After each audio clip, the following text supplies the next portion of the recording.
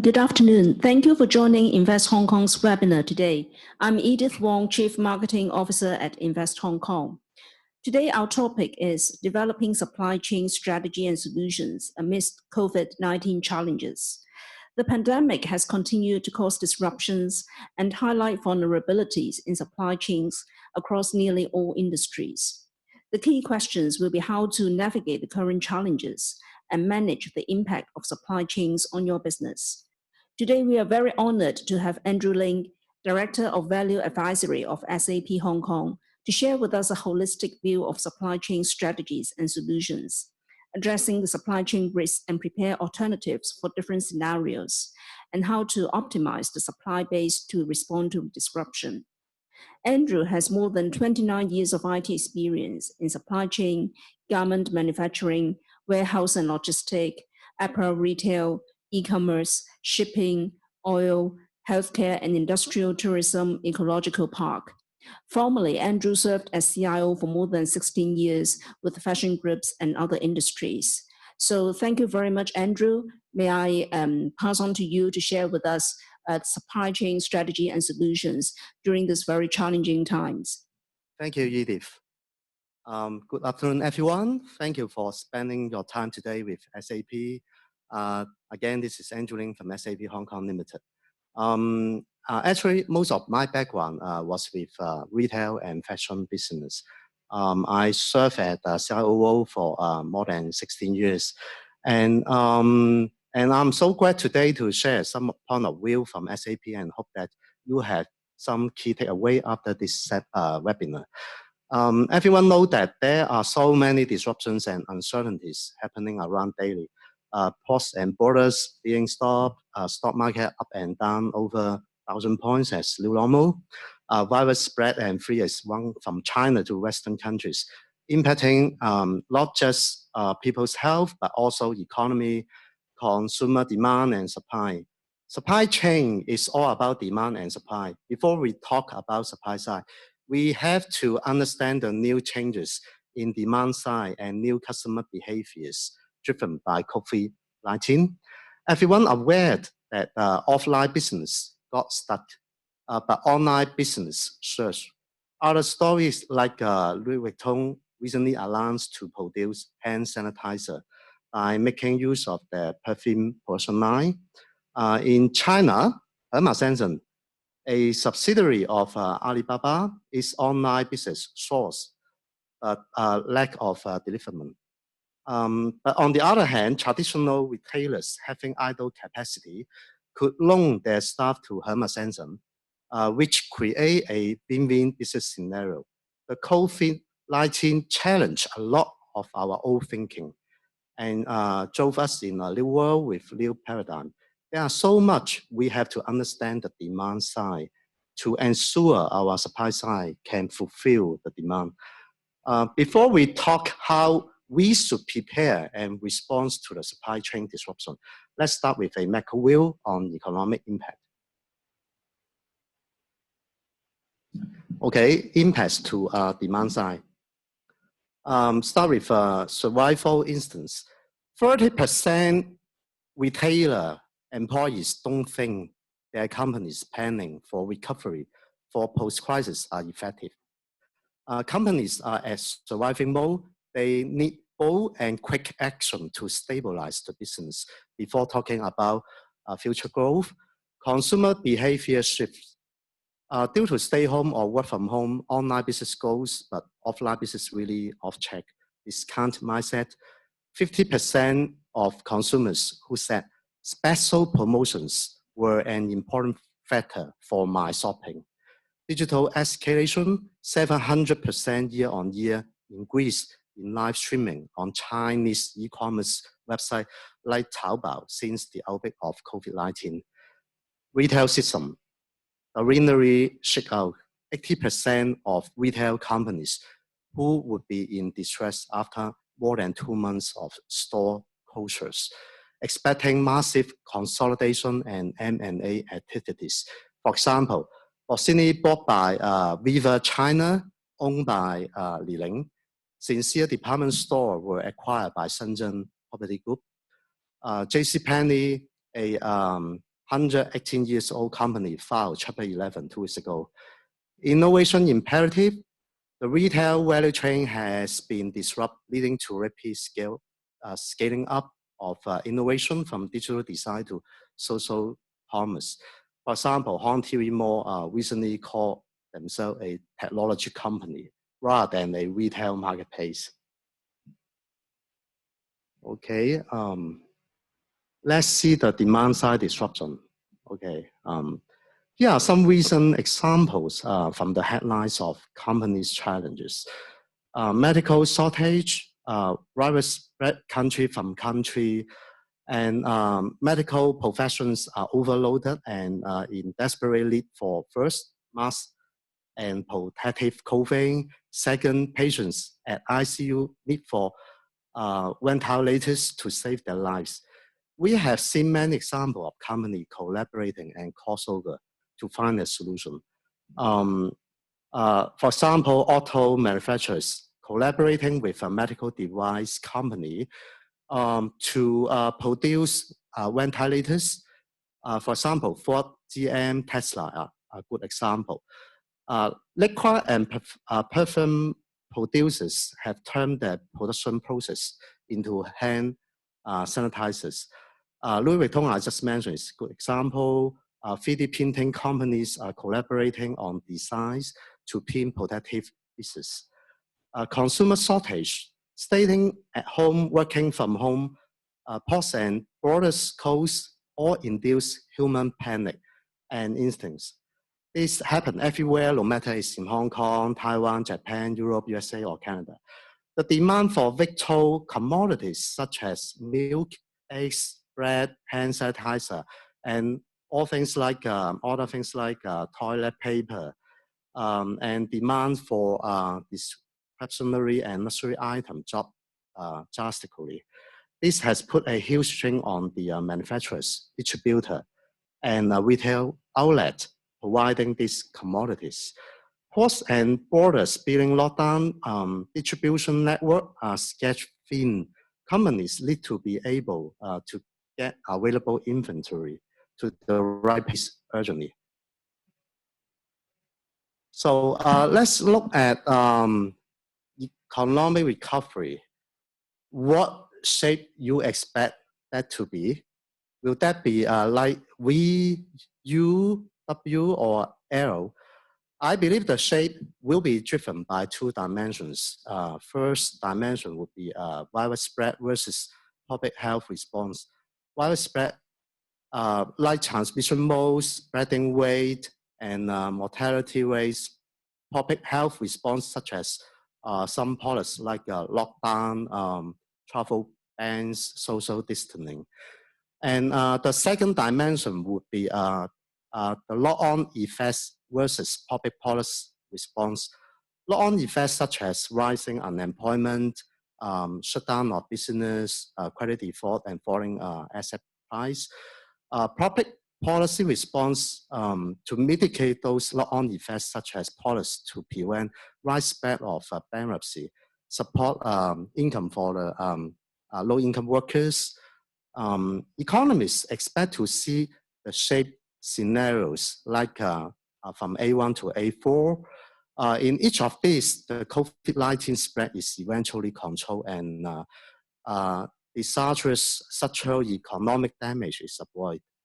These scenarios describe a global average, while scenario will vary country by country and region by region. But all four these scenarios lead to V or U-shaped recoveries. Even A1 to A4 are most optimistic scenarios. Let's see some of estimation on GDP impact. Okay, no matter it is V-shaped in scenario A3 or U-shaped in scenario A1, all GDP figures in 2020 are in negative, no matter China, USA, Europe, or the rest of the world. You might argue, I saw some other figure from other research firm, they saw positive figure.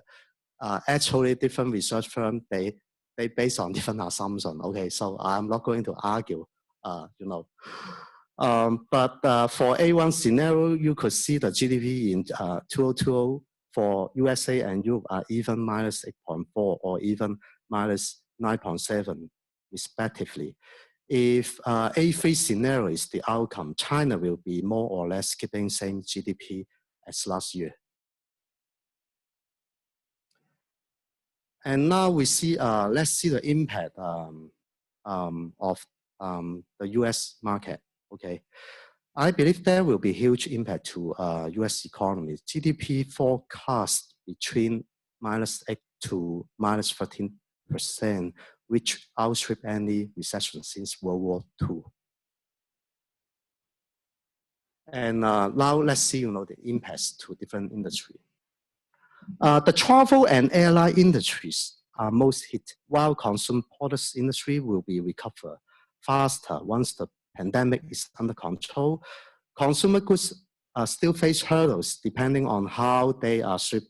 Ocean-going products face only minor impacts, most of which are demand-driven or concerned with surplus or idle capacity. However, products shipped by air face more severe impacts with price surge and capacity drops for both cargo and freighters. Geographical quarantine has, for all intents and purposes, paralyzed land transport in China. Labor-intensive segments like apparel supply chain have been critically hurt, especially in Zhejiang. The slowdown there will have a domino effect throughout the supply chain, creating pressure on stock and logistics systems and ultimately affecting retailer stocks. Okay, there are severe disruptions across the supply chain. We start from the left-hand side. For the factory, shutdown rate is 4 times than usual. 80%, actually more than 80% plants restarted. Road transportation is more than 50%, but with some delays. For the ocean transportation, capacity returns 28%. Baltic dry index increased since February this year, but still 30% below same time last year. Holding inventory as new normal. For air, TAC up 50% from January, but still 15% below February last year. Consumer side, during the crisis time, 90% sales drop in auto industry. Luxury car sales in China has returned to the same level before crisis. Recently, I talked to 2 major dealers in China. They confirm same message to me. But inventory with less 2 months inventory for auto industry and 2 to 4 weeks for high tech. Just in time, JIT doesn't work in crisis mode. Okay, let's see the impact on the manufacturing sector. From what circle in red in the graph, you will see high-tech, electronics, auto industry, apparel, where China are quite dominant in both supply side and demand side. Not just the finished goods, but also the parts and components, trims, fabric, and yarn. Even though you have garment factories outside China, for example, in Vietnam, Cambodia. But if your raw material of fabric and yarns are sourced from China, you still got hit. Okay, we should learn something from the past. Actually, I believe, there are a lot of downside of the crisis, but if we look at the upside, it's always risk and opportunities coexist. Even though there was a dip during a crisis when looking back in SARS, MERS, and Fukushima earthquake, the rebound would be after 2 to 3 months once the crisis is gone. We don't have the crystal ball to tell the timing, but the rebound of luxury car sales in China give hope to other better industry. Finger crossed. Watch out a retaliatory rebound in fashion, especially in fashion apparel market. look at the graph. The left one shows you the demand curve for fresh food, like baby care, which usually on high demand when starting the outbreak, and the demand will be quickly stabilized. The middle graph shows you the demand curve for health protective products, such as toilet paper, sanitizing gel, a short-term high back to normal very quickly. The last graph shows you the demand curve for apparel and personal care product. Dip but rebound once the crisis is over. So watch out and well prepare yourself for rebound. And one thing you observe in Hong Kong, since 2 weeks ago, I think you already observed this, except last Sunday, right? When the protest started. Next slide. We all hope for the best and need to plan for the worst. It's about the strategy, how we should prepare the strategy. Okay, the macro trends here is all about talking about nearshoring, lessons about China-only supply chain, and the macro trends in America and other Western countries. They plan to decouple from China. Okay, here we have 6 points here. The first one, develop visibility into your entire supply chain, starting from primary supplier and secondary or even tertiary players, and you have to understand all steps in between.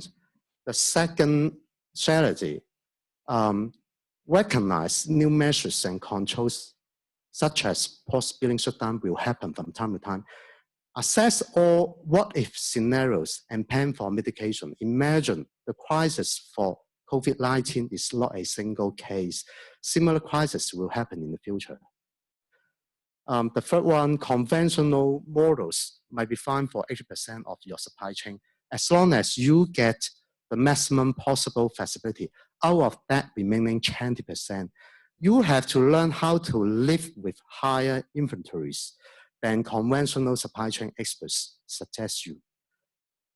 The fourth point, betting on single source of supply for maximizing the economic of scale is highly risky, especially during the crisis.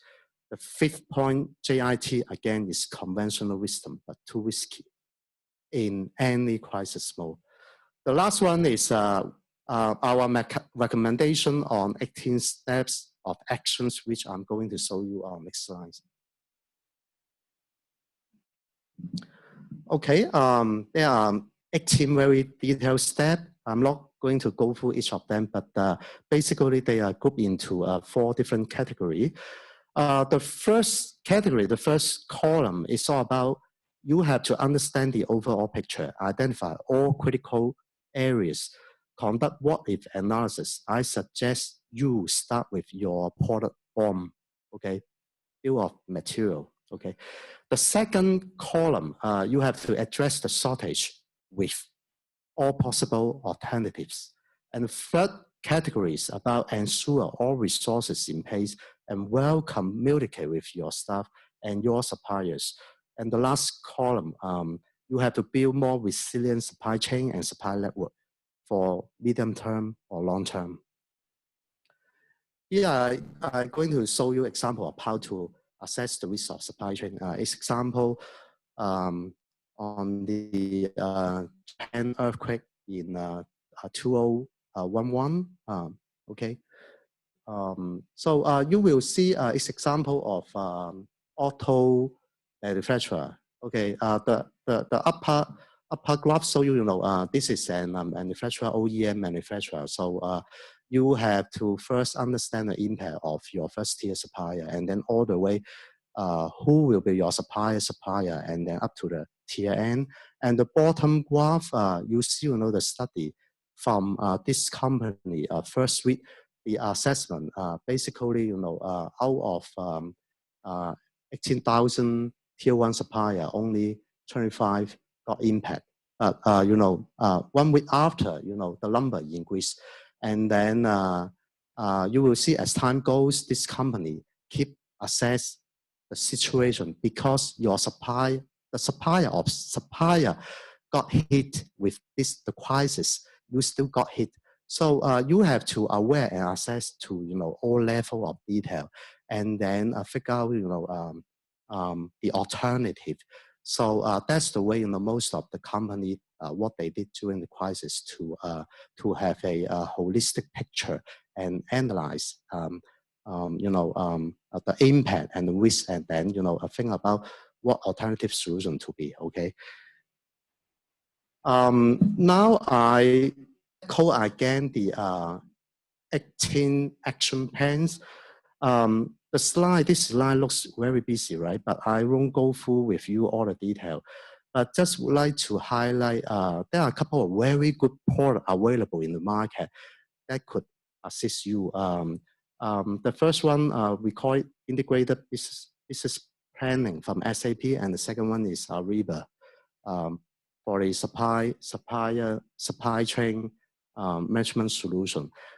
Those solutions could address to each of action items. So if you have time, please click on the link to look at the detail, okay? So my ending note is from Dale Carnegie, who said, when fate hands you a lemon, make a lemonade. So I'm going to stop here, and thanks for joining this session. I think it's time for Q&A. Well, thank you, Andrew, for this very insightful sharing. First, we have a question. We have gone through several crises, major crises before, such as the financial crisis, SARS, and so on. Why does it look like still the case that we are not very prepared for this crisis? Of course, it's also a matter of degree in different regions and countries. So what are your thoughts on this? I think this is a very good question. There are a couple of reasons behind. First of all, attitude. Attitude counts. Some company, they don't do anything, hoping such a disruption won't happen again. Those company will be taking a highly risky gambling, I believe. There will be those who learned from this crisis and make investment in mapping their supply network. So they do not have to operate blindly when next crisis strikes. Those companies will be the winners in going forward. And the second reason is the procurement function is only measured by cost saving at the moment, not revenue assurance. So I think this KPI need to be included in the company, okay? And the third reason is supplier chain disruption is often not part of supplier performance matrix. That KPI need to be included as well. And another reason is supply network mapping requires substantial effort and resources and investment in system to support it. Can't just talk action. Right. So I believe the chart that you shared with us just now, the 6 strategies for managing supply chain, will also be very useful, and we have to bear all those elements in mind, because sometimes conventional wisdom may not work in such a disrupted world. Well, the second question is, these days people seem to have doubts about globalization, and we are talking about decoupling, self-reliance. What are your views on this? Yes, especially the US and Western countries, they are planning to decouple the supply chain from China, okay? And they also encourage the company move back the manufacturing to USA. And I believe in the short term, this is difficult to do. Reason why? Because most of the company, the current issue is liquidity, okay?